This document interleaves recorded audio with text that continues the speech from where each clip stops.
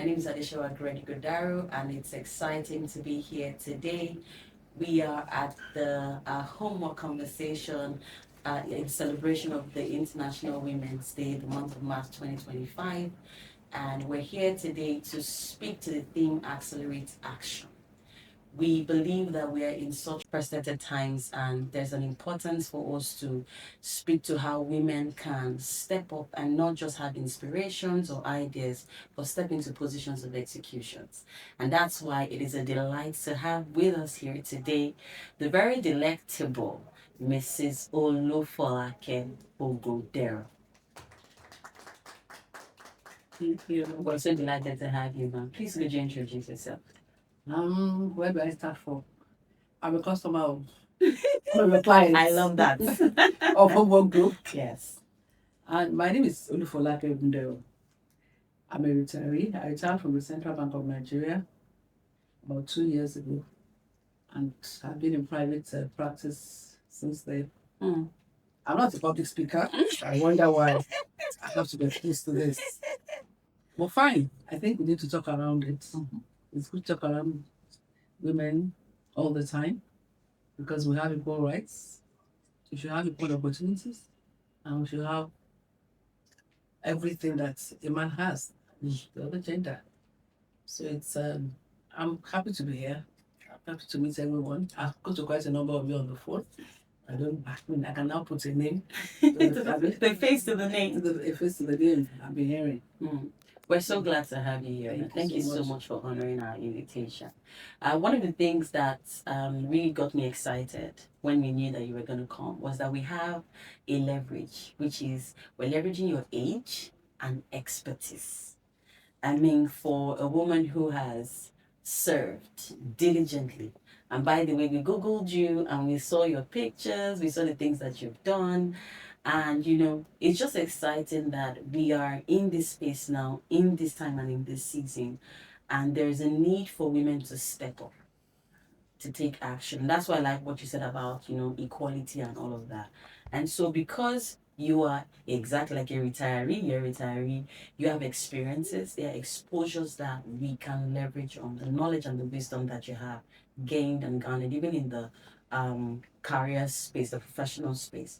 And so that would take me to my very first question. And yes, I think I should have spoken about her being our clients, our very, very, very diligent clients. We love you so much. We always mention your name. I love homework too. Yay! So we've captured that for our documentary. So I wanted to ask you, ma'am, for the length of time that you have worked in the professional space, what is a woman's greatest asset? Woman's Greatest asset, yes. greatest. I think I would not want to use the word woman in this instance. I'll probably say the greatest asset of everybody is your capacity to work. So for this, I would say that men just think they are more, maybe they are more opportune than women, or they are more, I won't use the word lucky or more fortunate. But if you come to look at it, if you think about it, we are better assets in the sense that what we engage in is much more wider, and it's because I know that for a woman to excel in anything, apart from that, you have to have the capacity, you have to have the intelligence, you must always be able to multitask, you must be able to balance your work and your domestic front, and that is key. Not many men can do that. Nah. So that's why I say for women, our greatest asset really is our ability to balance our work life with our domestic front, and at the same time be able to excel in whatever we are doing in the office, in our career. If I hear you well, what I hear you say is it's not even the beauty. It's not the acquisitions. It's the ability to commit yourself to maybe personal responsibilities. Yes. For any woman, not any woman, anybody who wants to excel in life, you must be dedicated, you must be committed to whatever you're doing, and you must put in efforts. There is no way. some people are intelligent. They don't need to work hard to be able to excel in whatever they are doing. I want to give you an example of somebody who reads a piece of paper in an hour, and some reads it in maybe 3-4 hours, and yet they're not on the same page.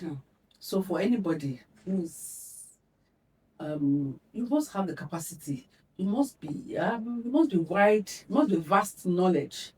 That's an asset. You must be vast in knowledge for you to be able to excel in anything you are doing. For me, beauty is not. You're beautiful, by the way. No, I'm not. You're beautiful. Beauty is not an asset, and that's where most women get it wrong. And that's one of the reasons why we are lagging behind. Because as soon as a woman climbs the ladder, they say she must have done this and that, forgetting that she may have had the capacity, the competence to excel. Competence. Yes. You must have the competence to excel. So it's not about it's about your determination to excel in life. Really, come to think of it. Yeah. It's about your determination. So it's about you actually sitting down and carving a path for yourself. Yes. And just saying, career path. This is what I want. Yes. Although sometimes it doesn't work the way you planned it. I mean, let's be spiritual. God's will comes in. I was going to come to that. Yes. I was going to come to that and ask you, how did you, if I'm not wrong, you're one of the ex-deputy directors of the Central Bank of Nigeria. Yes. And how did you get to that point? Did you, at age 25, say to yourself, I'm going to work in CBN and I'm going to get to this place? How did you get to that place? I didn't say that. If I actually tell you my story, I read economics as my first degree. Then I went back to school to read law. And after I finished my law degree, I actually planned and had this vision that I was going to work in another bank, in the new generation banks. That was when all the new banks were springing up, Zenith and all this. And I was supposed to have the last interview with Citizens Bank, if I remember clearly. Not if I remember clearly, I know clearly. With Citizens Bank, with the president governor of the central bank. And that was when my separated now, my estranged husband proposed, and it's like, look, you can't work in a new generation bank, you're not working in a new generation bank. How do we take care of the home front? And that was how I dropped. So I didn't see myself working in central bank for long. Until that happened, I had to go back and work in central bank. But while I was in central bank of Nigeria, I just never thought that you could think that someone was better than you. I always thought you should put in your best in everything you're doing. I think that's my slogan. Yes, put in your best, and there's nowhere you cannot enter as long as you're competent and you're ready to work. What I'm trying to help every woman, or where I'm trying to get every woman to, is there are women have different personalities. So we have people who, based on their background, so you have people who, they grew up from places where, strength, competence has been, engraved into them. But we also have people who had to make something out of that. And so whether by accident, or by plan, they had to become hard work. By providence, exactly.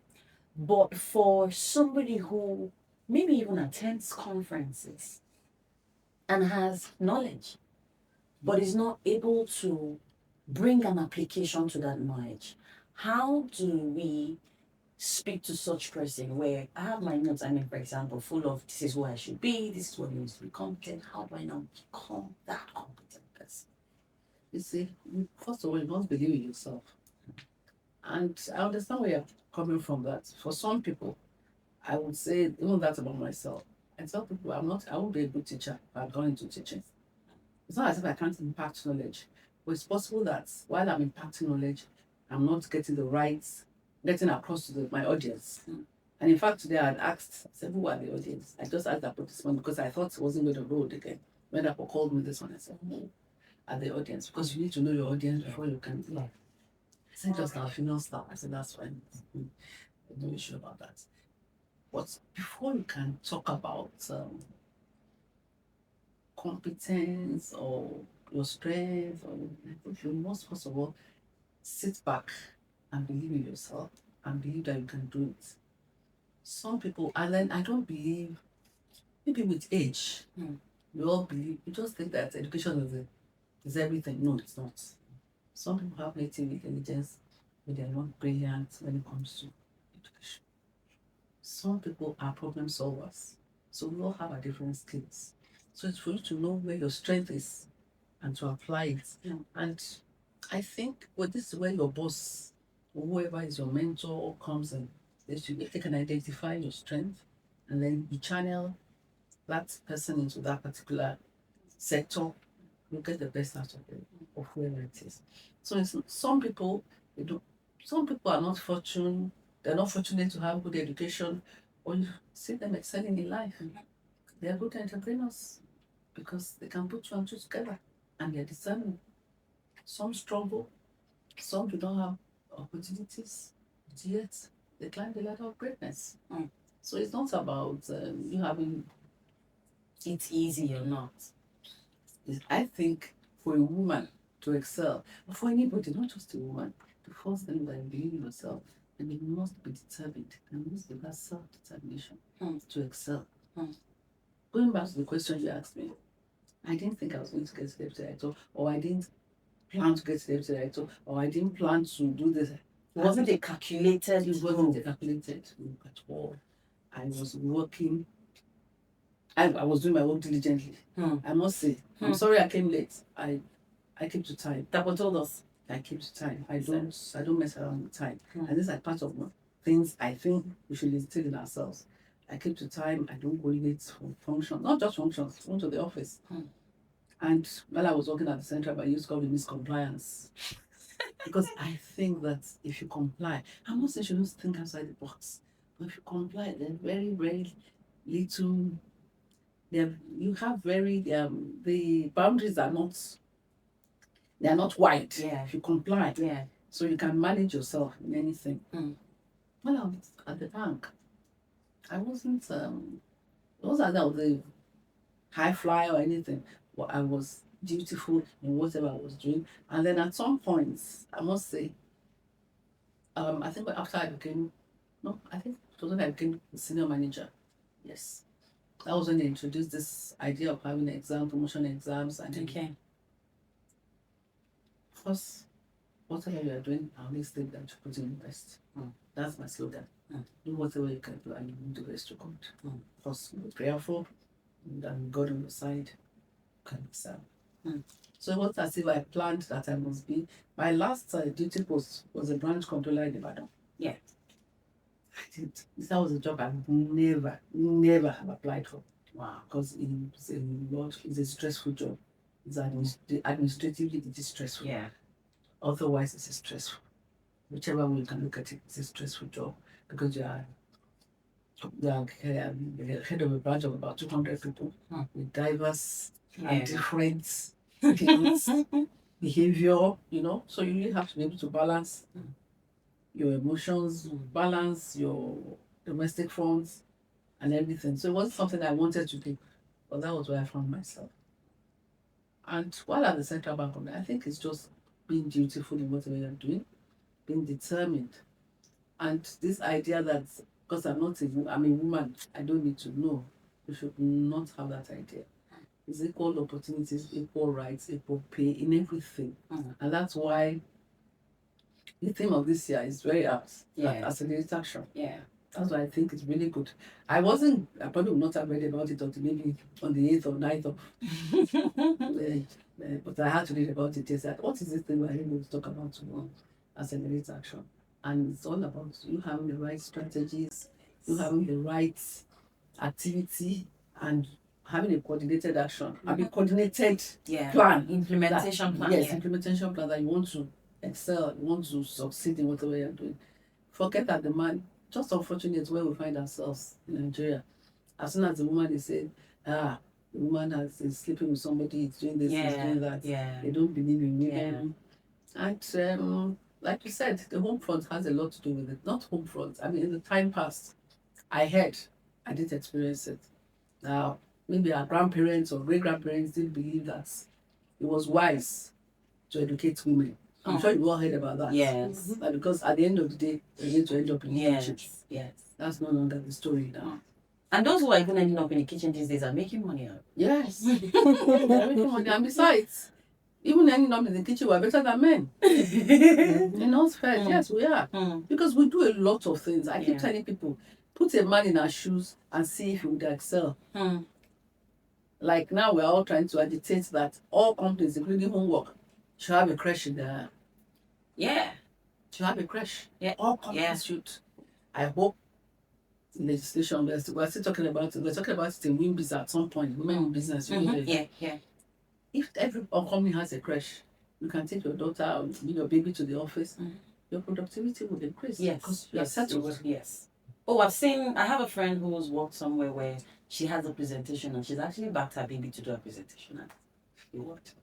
In fact, I think it got to the parliament in England about this menopause that every woman should be able to take time out from the office if we are going through menopause. Because yes, menopause is a big deal. Is a big deal for women. And it shouldn't deter us from moving forward. Some people experience most menopause at the age of 40. Yes. Does that mean they should stop work and end their career? No.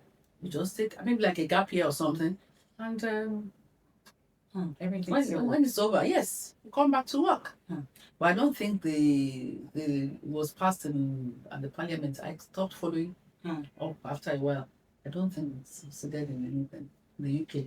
But I know it was on the table at some point that women should conversation. Yes, there was a conversation around that women should be given the opportunity to take time out when they're going through menopause.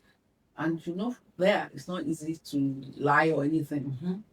There are other ways of confirming whether you're going through menopause or not. There are medical reports that you cannot falsify and you cannot doctor. So it should be easy for them. What I'm hearing you say is I can summarize into one thing. Be true to yourself.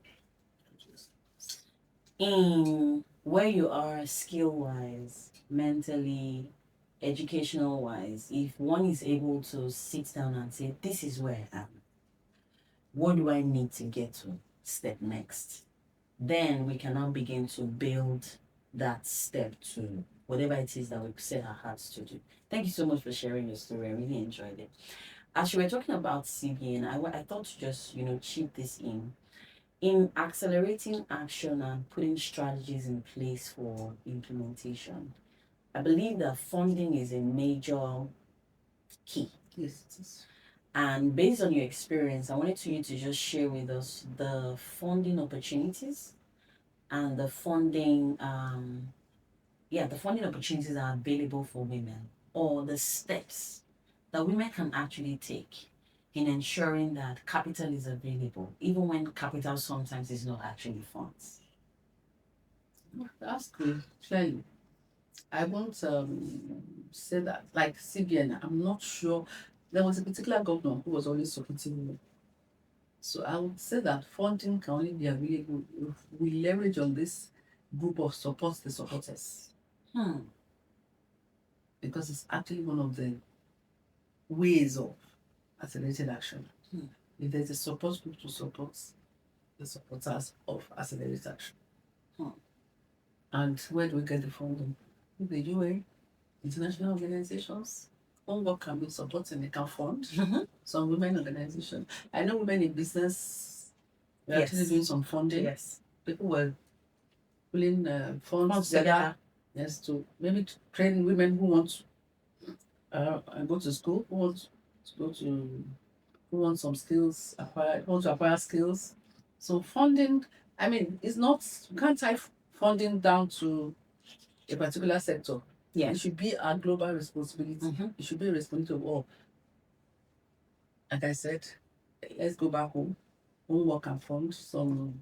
You can do some, if you do some mentorship or anything, you can have a funding, a pool where you can donate to the women in business, where they can use it for their skill acquisition programs.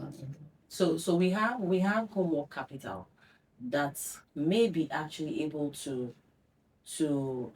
create that system where people can put funds together for a process. So let me give you an example. We have an Amount 5 project, and we're saying currently we're saying, why can't we just look at our vendors, look at our suppliers, look at those who have been buying from us and say, let's self-fund this thing.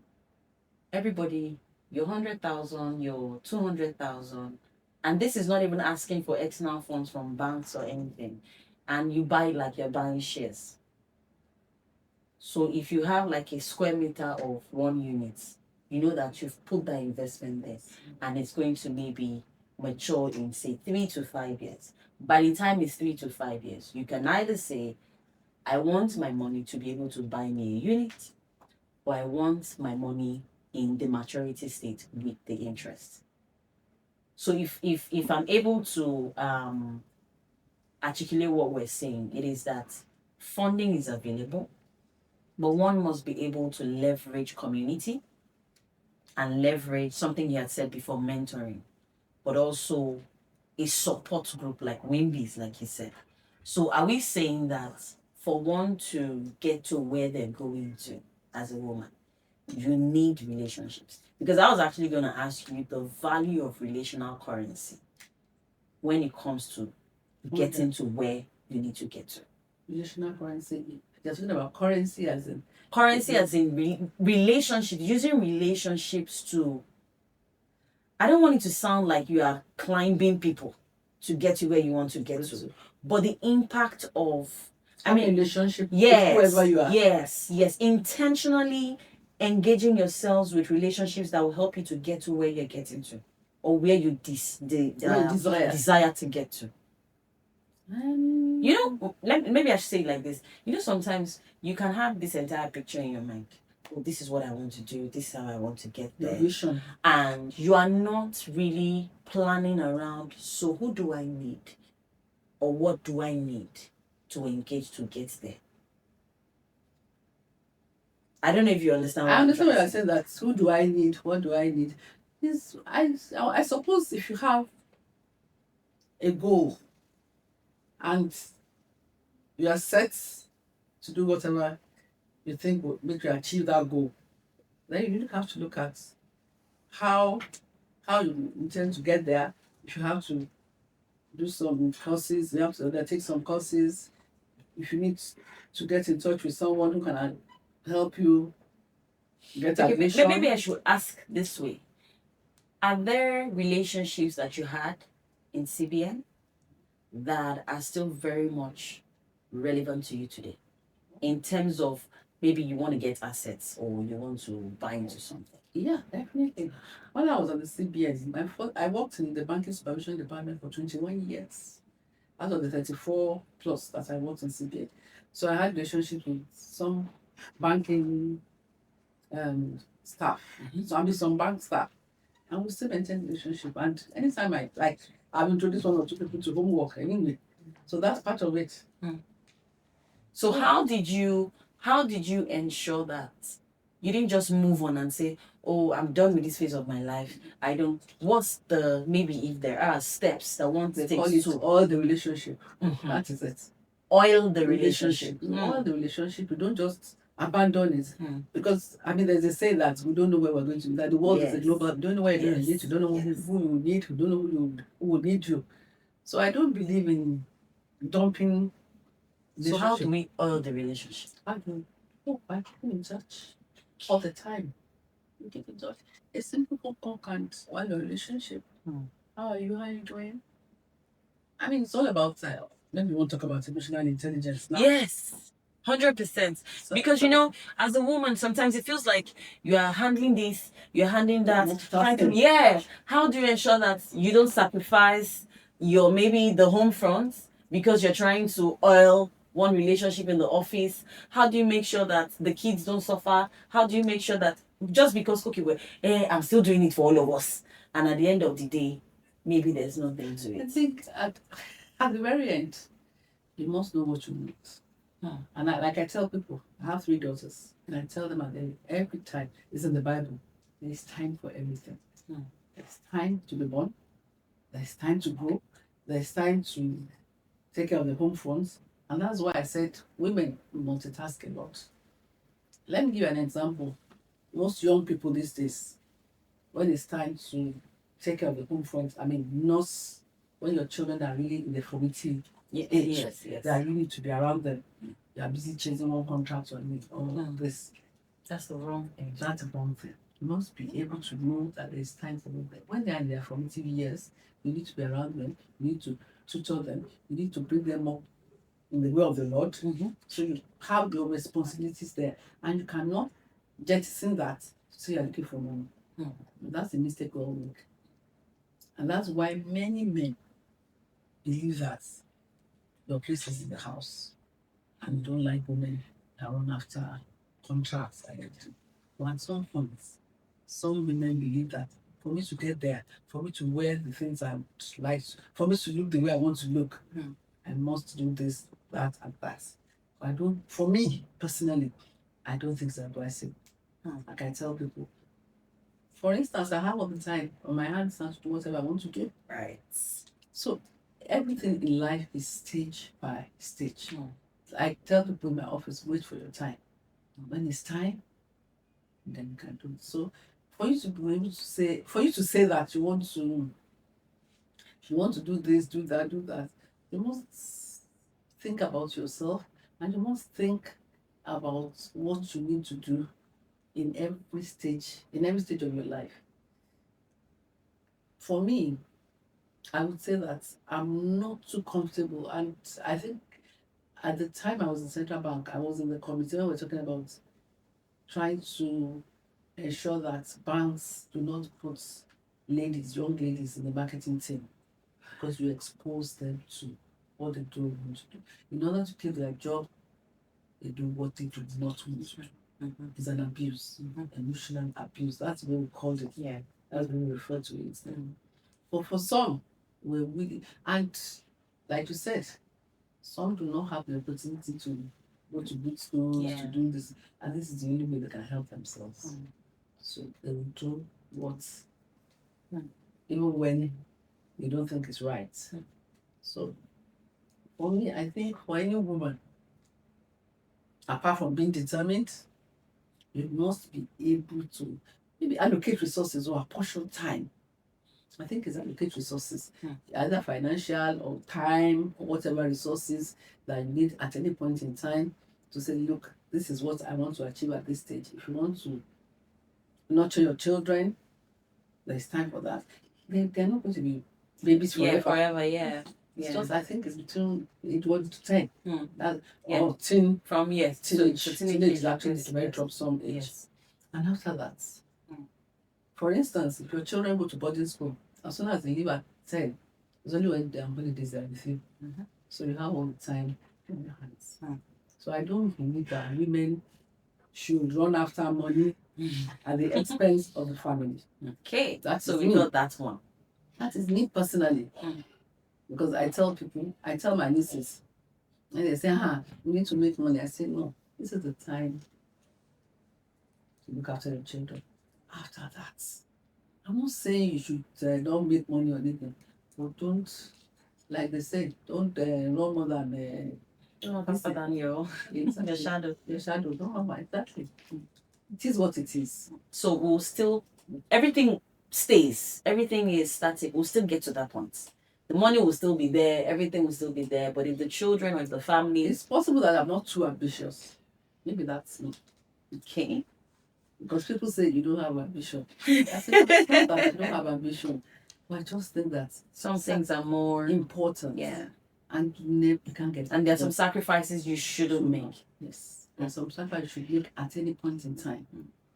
And that's why for women who think that because I didn't do this, it's all equal opportunities. We all have equal opportunities. Rights are fundamental anyway. Yeah. They're fundamental human rights. Yeah. The same right you have, the same rights Mr. Jide has. Yeah. The same fundamental human rights. Yeah. So that's not an issue. But you should be able to say, look, today, this is where I want to be. 70, 80? It was 60. 60? I just thought 60 last year. Aha. See why I say you're very beautiful. I wanted to ask you, in the over maybe 50 years or maybe 34 years in professional career, what's your greatest asset or what's your greatest joy? Greatest joy? Yeah. in all that you've put together, you've achieved, where you've been, experiences you've had? Business joy. My business joy in the central bank that I retired as a director. I think that's one of the things. Because I have to pick all the career, all of that stuff. Actually, director is even by appointment. But with that as it may, that was one of my. But I retired as a director, and I think that was because of my career. I left without any blemish. I can walk tall before any banker today. I love it. That's my greatest story. I can walk tall before anybody in the central bank. No queries. No raised brows. No raised brows. My records were clean. So I don't think I have any regrets. So how you end something is as important as how you journey through the thing. Because what I'm hearing you say is, at the end of the day, when you sit back at your life, you should be able to be excited about where you are, and you should be able to walk tall, even after all. As a woman, don't say that. We shouldn't relegate ourselves to the background and say, no, I'm a woman, I can't do this, I can't do that. The time passed. I remember in Central Bank, women were not, most women were not transferred out of Lagos. If you started in Lagos, wherever you started, not just Lagos, sorry, everybody used the word Lagos. But then, those Central Bank was mainly in Lagos. When we joined, Central Bank was predominantly, we just had a few branches and very few women. So we had the majority of the women. And then it was this, we all had this belief that we were not transferred out of Lagos. But at some point, we were being transferred out of Lagos and we excelled wherever we found ourselves. But that should have been maybe as a result of how the women worked. Yes. Based on merit. Yes, it's good. Thanks. So, as a client of homework, please, can you speak to women and investment? Women and investment. The importance of investment and legacy building. Who wants to invest here? Like I said earlier, I think in life, let's forget about, let's think more about, let's be more spiritual. I think that's the way I want to call it. For instance, it was Providence that brought me to homework. I'll tell you how I got to homework. I was looking for a property in Lekki. And then the agent who introduced me to homework took me to Dover Terraces. And I said to him that I'm not looking for a terrace. I'm looking for a flat. I can only afford a flat. I said, Madam, come and see. If you enter, you may like it. And I said to him, I am not coming down. So the 2nd of January, I remember it was the 2nd day of January. I said, I'm not coming down. It's the new year. I don't want any failed investment or failed promises or whatever that. I can't afford it. And he insisted. So I said, okay, let me comply with whatever he has said. But I know in my mind, I want a flat. So we went in. And the first one I entered, I said, wow, I like this design. I said, I like the idea. I like this, I like that. I said, Madam, I told you like it. I said, I like the idea that you have your own personal your parking spaces, private and everything. So your block. I told you, I said, at the end of the day, I need the money. I can't afford it. And he said, oh no, if you speak to Mr. Jide, he will tell Jide. And they still took me to the flats. And after I left the flats, I said to him that, Is that one? Oh, Jide. And I spoke to Jide, and Jide said, Auntie. And I said, no, it's not about auntie or anything. That was how we started the relationship. But before I got to homework, I had invested in property. I believe in property for somebody. I believe in two things for women to invest in: jewelry and property. Because it appreciates. I don't keep cash. I'm telling you my own personal experience in life. I tell my friends, I don't like to keep cash because if you are passing and I see tomato, I'll buy. If I go to this place, if I see dress, I'll buy. I'm very, very free with cash. And when I realized, I think I realized that about myself in my early 30s. Because then at the central bank, when we used to get our allowances in January, I found that by March, I don't have money again. And I started thinking, and I was talking to some of my friends who said, hey, I'll buy this earring, I'll buy this, and I'll pay small. I said, so that's possible. And that was how I ventured into that. And at the end of the day, it paid off. In the sense that I would explain to you, if you buy jewelry, the only problem we have in Nigeria with jewelry is that the markup the sellers put on it sort of erodes whatever you can gain from it. But at the end of the day, it's still better than paper cash. And another challenge, theft. Yes. That's the only way. That's the only reason why sometimes I'm a bit I'm a bit careful when advising people to buy. But if you invest in it, you're sure to gain. You can't lose. Except if the markup is so much that you won't be able to. Because there's no way you buy one today, the value is the same in another 3 years. It would have gone up. Even in the international markets, gold, if you watch securities as the finance, it's always going up. It's always going up. So for women that want to invest, not because I'm in homework, I believe in property. If you can afford it. And I always say something to people. It's not when you accumulate 10 million that you say, I want to buy a property worth 10 million. You can start by having 1 million. If you approach whoever is selling the property, you can take a loan. I don't think there's anything that stops you from taking a loan. As long as you're diligent and you are you're committed to payments. Yes.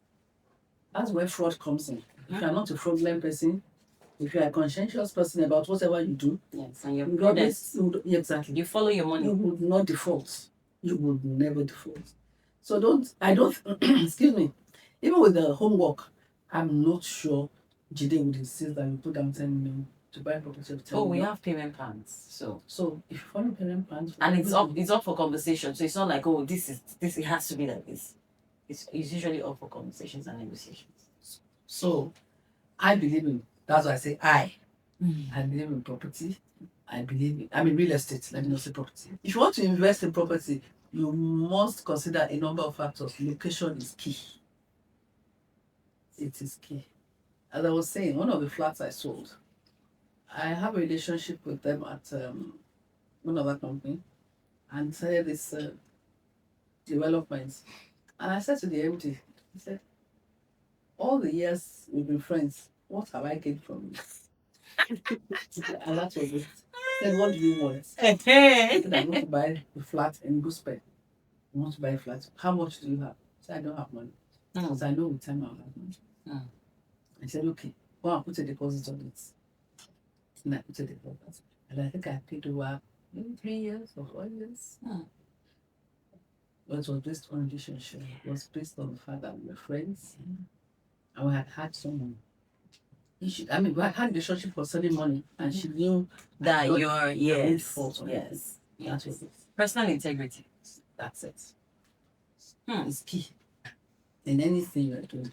As long as you have your back, you have their back. So it's not. I always tell people anyway that if you want to invest in property, if you want to invest in jewelry, I don't believe in investments in clothes. But I think at any point in time, you should measure up with your peer group, with your peers, whatever. Look the part.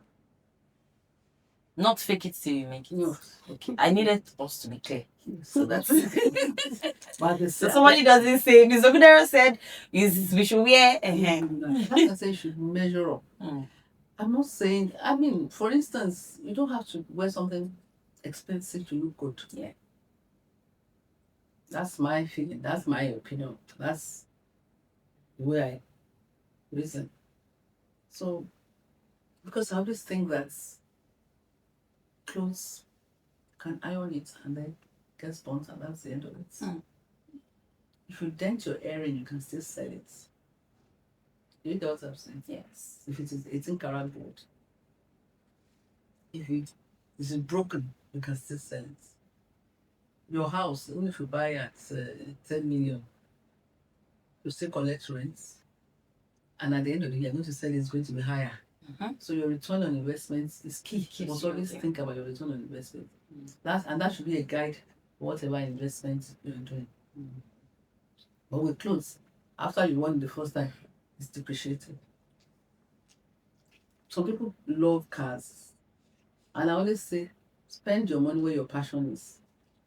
But I still have. I mean, The passion, let it have, let it have ROI, a good ROI. Some people believe that they must buy expensive cars. I'm not one of such. I just believe that as long as it's functional, can take me from A to B, I'm good. Some like vintage cars, which are very expensive. Yeah. Sometimes you need to I tell people I work for this money. I must be able to spend it the way I want. But then I should have at the back of my mind that I don't want to do anything that will not give me good returns. So at the end of the day, you're thinking about what's in it at the end. You should always think about it. Wow. But that's not to say that you should not live. Enjoy life. Okay. So just one final question and then one very soft question. How much is an expensive jewelry? That's all I'm asking because expensive for somebody can be 1 million naira. Expensive for somebody. Yes, you see, it depends on what you want. It depends on what you can afford. Right. So expensive is based on what you can afford. Yes, that's what I can afford. But you see, why I said jewelry is because I don't think you'd ever lose. As in long term. Yes, long term. And when you are investing, you're trying to leverage your income against future expenses. There are times you need money and don't have access to it. You can sell jewelry, you can sell your property and move on.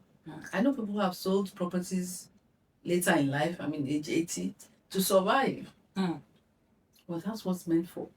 We're not taking anything to heaven. Exactly. So while you are here, you can spend it.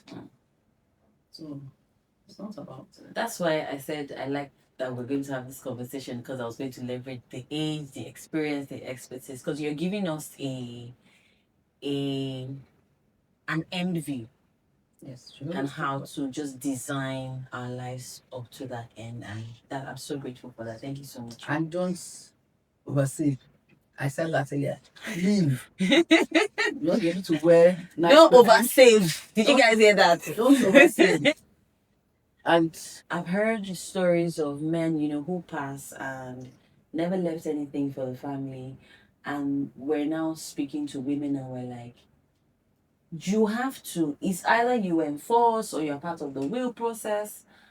Something has to happen for women to begin to see. Okay, so before now, we think that it's only the man that has to write a will. no. Some people don't think that they should have a will. Did you people think that women write wills?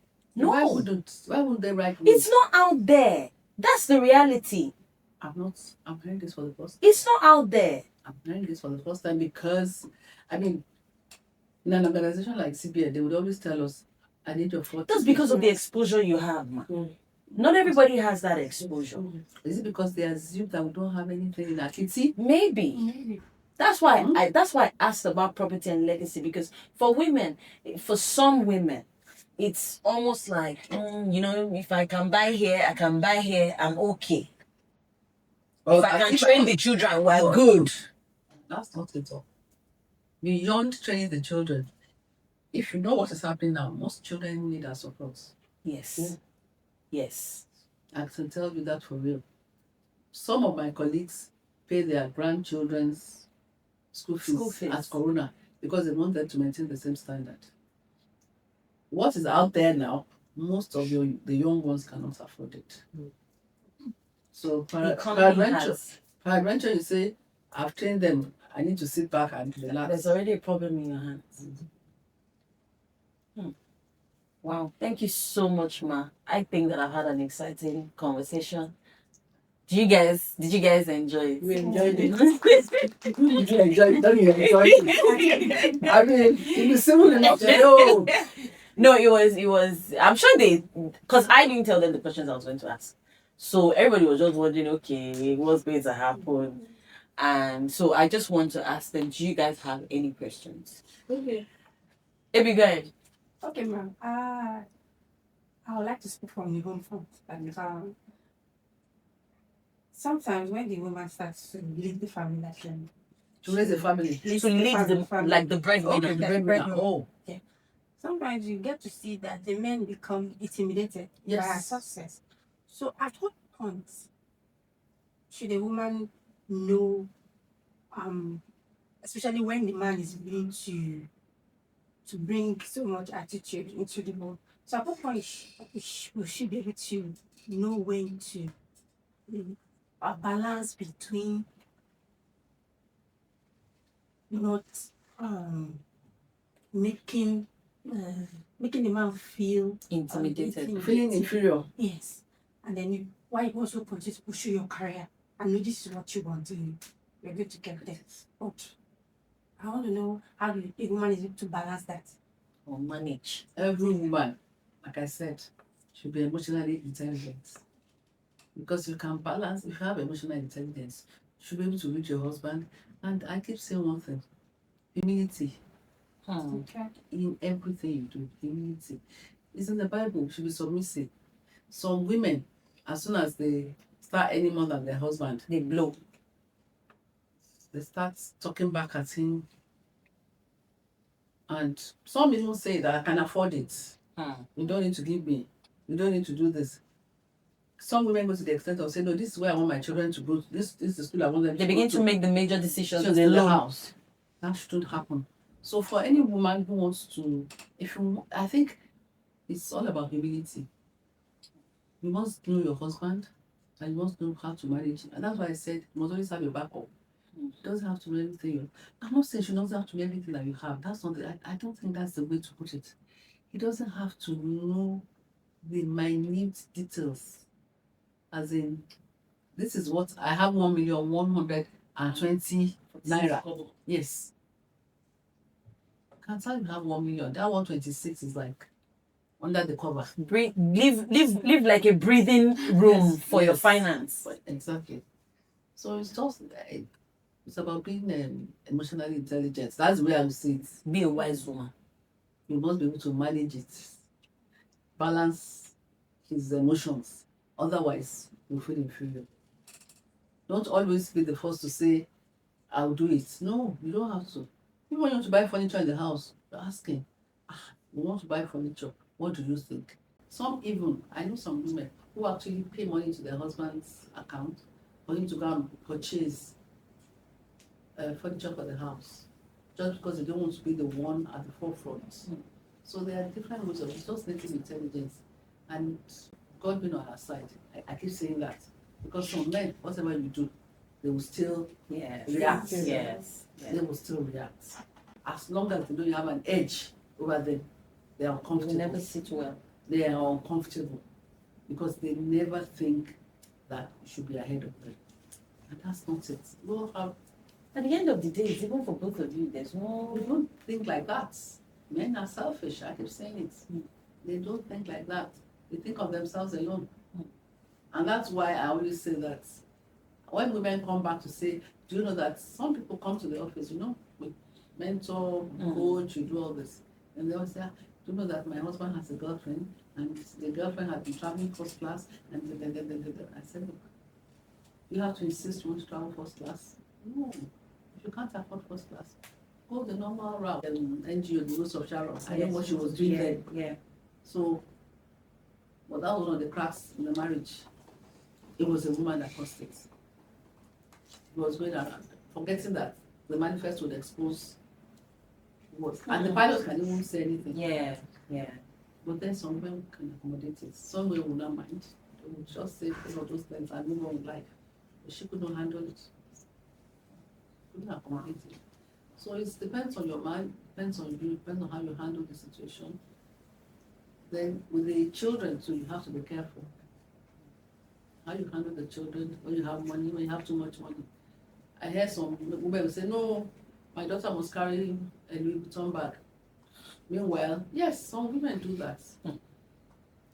We hear these things. You carry your children in first class when they've not earned anything in life. We give them different, we give them very high values. We don't let them have the values they should. And learn life. Yes. Some women will say, no, I'm traveling first class, I must take my children in first class. And the husband may be against it. And you insist because you are the breadwinner. All that will bring some differences in the home. So it's just for you to be able to manage your home, manage your husband. They come in different kinds. Thank you so much, man. Grace, you have a question. Okay. Yes, my question is related. I just want to ask for someone. In the case where the woman has to work and then the man is feeling just like intimidated and insisting she should resign from her job, and she has even done that severally, and yet he's not still satisfied. The kids are already quite grown, or they're still in their teenage age, and the little ones, and he's insisting she has to resign to take care of the family, and he's usually not supporting, he's not giving enough, it's still her bills or her pay that supports the home. What will she do in that case? My advice is that she should not resign next job. Because emotional abuse, there's nothing worse than that. You may not know you are going through it until you leave that space.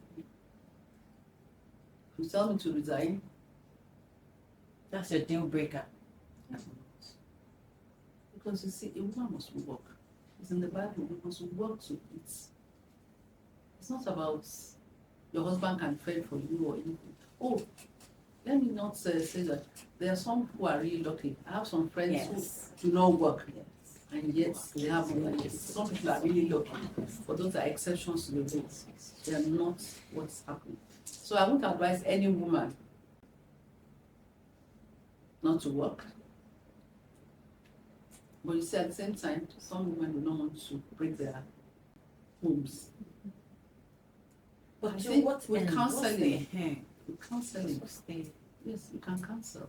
You can seek. You can, if you can engage a therapist to counsel your husband. You don't want a third party, but if you speak to him, you can engage a counselor. Someone to be a therapist who can counsel him, and then, for you should be able to manage it. I understand what you are saying. Some physically abuse their wives because of office official engagements. It's not nice. We'll keep, I think the society is kicking against it. Physical abuse, emotional abuse, or forms of abuse. Some don't even want their wives to go to church. I went through that. They don't want their wives to go to church. It's like, look, if you heard the word, that can influence you? Yeah, can influence you, but so it's a tough one, I must say. It's a tough one. I tell people, go on your knees and tell God. But I will never, I have never, and I will never. It's like I never ever advise anybody to have a joint account. That's another conversation. I will never advise it. I will never, I'm not saying it's not right, but personally, I'm against it. I've seen homes break because of that. Homes are because of the joint account. And then it doesn't give any form of financial independence. You don't. So, but even if you have a joint account, you should still run your independent account.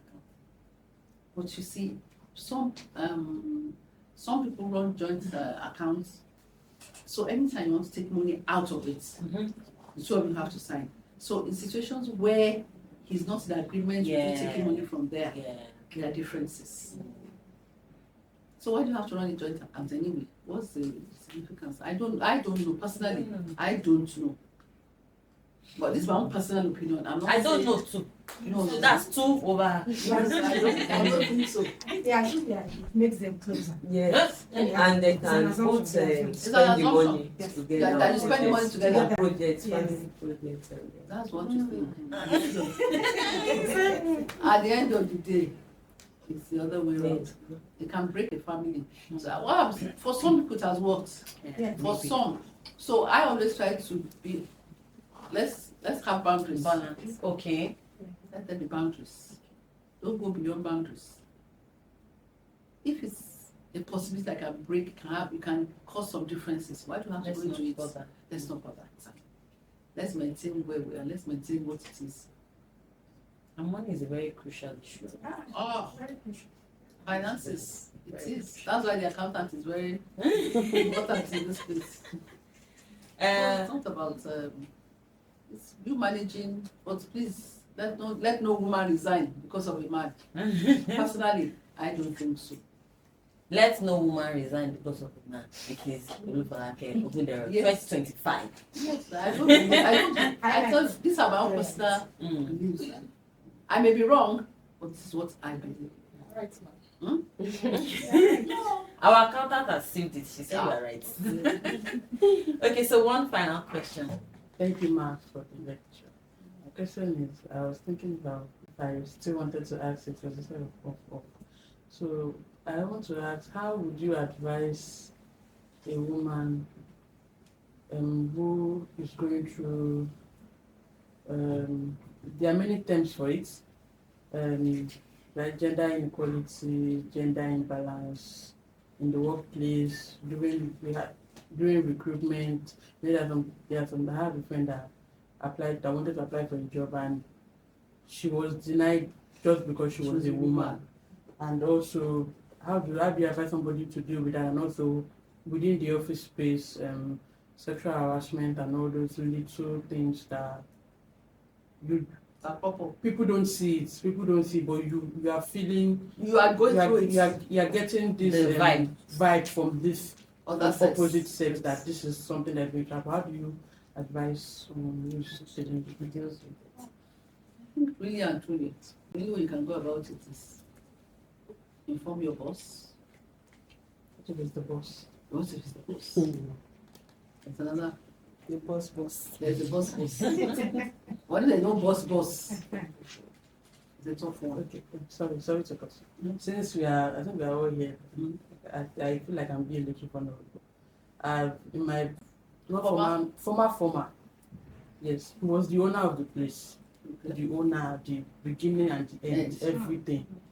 So I think what actually happened was it was a struggle, kinda. It was even physical and all of that, and I didn't know how to deal with it. So you left. I didn't leave, but I stopped for a while. I Okay. stopped coming to work for a while. So, and then after when my presence was threatened and all of that, I was asked to come back, and then we didn't talk about it, but it didn't happen again. Okay. So how do you? It's a tough question because it depends. All these things are circumstantial. Like you said, it was the all in all. If you had a boss, you could have reported to the boss, who equally could have been Be the same abused. thing. Exactly. So you don't know. I So it's experienced that too. Eh? I experienced that too. I left. You left. I think that would be the only thing. that's What if you don't get another job? And Protect you're the breadwinner. That's another thing. Yeah, Sometimes the when you're the breadwinner. breadwinner, When you're the breadwinner, you you have don't jobs like that you want don't to have an assist. option. So I sometimes, see it affects your self-esteem. yeah, it does a lot. Your self-confidence. Self-esteem. Yes, Yes. it does. And that's one of the reasons. If you know how this thing came up, I had to just look at it. I read it yesterday. This UN summit on sustainable development goals. Yeah, yes, SDGs. Yes, in 2023, that was where accelerated action came up, because they realized that if you want to achieve this gender inequality on our without a collaboration and coordinated action. I think they said the year will be 2158. That it will be hard to get there. Yes. Wow. So that was what brought about the accelerate, that we should accelerate action to identify strategies or whatever we can do to achieve women empowerment or whatever, or advancement. It's a tough one, I must tell you. I didn't really go through it, fortunately. I didn't really go through it. Or like you said, women I don't know, it's an unfortunate environment, because if it was somewhere a developed economy, a country abroad, you can report, you can go on social, you can do anything. But here, you can't do that. And because women are so paranoid, even when women are advancing, and they'll say, she must be going out. She must be going out, she's seeing the. And you see this idea that when you are talking to a man in the office and they are advancing or you are being promoted, it's because you are having an affair with them or anything. It's an unfortunate environment. So it's circumstantial. It's unfortunate, I would say. It happens. How we deal with it depends on where we find ourselves. But I would say that if you have a choice, you can leave. For some women, do not have a choice because they have to fend. Some are even the breadwinners, maybe the husband is not employed at that particular time. Ma, do you think that some women really don't have a choice? Because I think Some that don't. I'm going back to what we said about marketing, knowing yourself. I think that sometimes we will take, and maybe just because this is this situation, there are certain situations where if you know who you are, the value that you carry, the impact, like you left and they felt it, what would make it impossible for you to get another job? Because I'm not out there. And why I said, I mentioned something about marketing, putting women in marketing. Yes. You tell a young lady to go and raise that she must bring a customer down, that her deposit base, whatever she brings in, that is 100 million. This is someone who's coming from a poor background, who just got this job by chance. I don't know who helped her. And he said this is the only way she can get promoted. That's the only way to retain the job. And she needs to retain the job. She's helping her family back home. She's the one training her younger ones. And then she goes out there and looking for customers.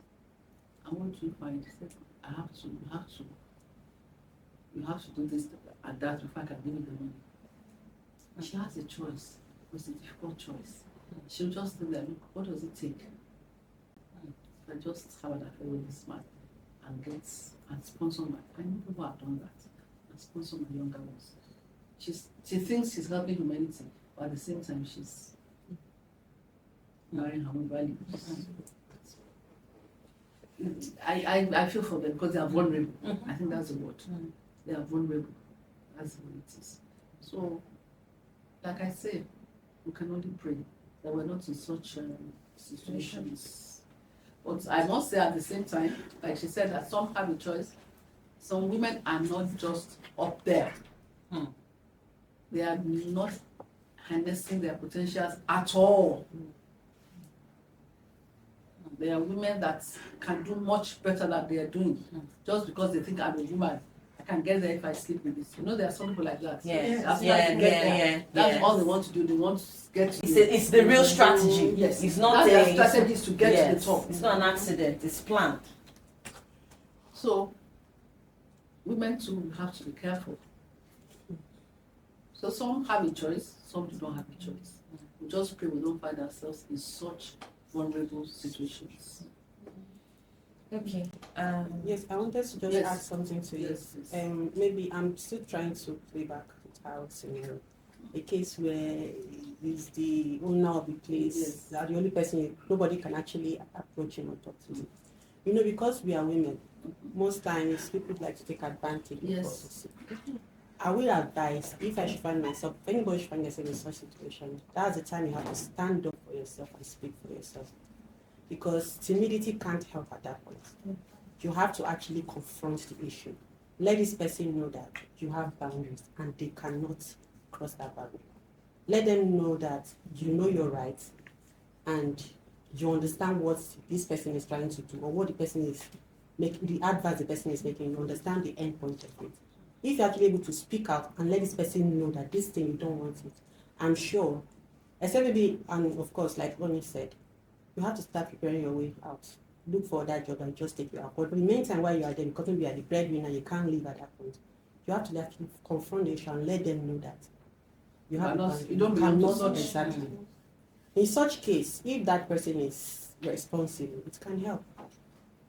It's a tough one. Like I said, it's really tough for women. And an unfortunate environment we find ourselves. Otherwise, in countries where all this would not happen without you going to court or anything. Yeah. I mean, hear what happened to President Clinton and all this.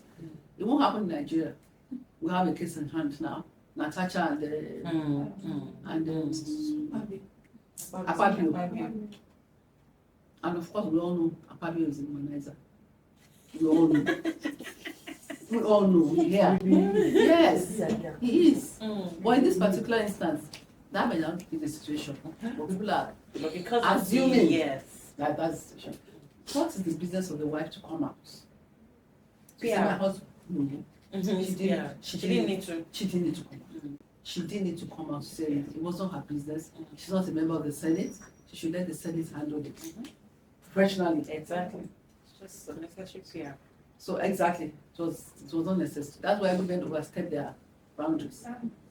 Why did she need to come out? And she's telling us that she doesn't know who her husband is. She's trying to protect him. That's why it's unnecessary fear. Why does she have to protect him? She didn't have to come out to say anything. I mean, I was irritated when I saw it, the post. So why does she have to come out? It's not necessary. That's where women, some of us cannot control our emotions.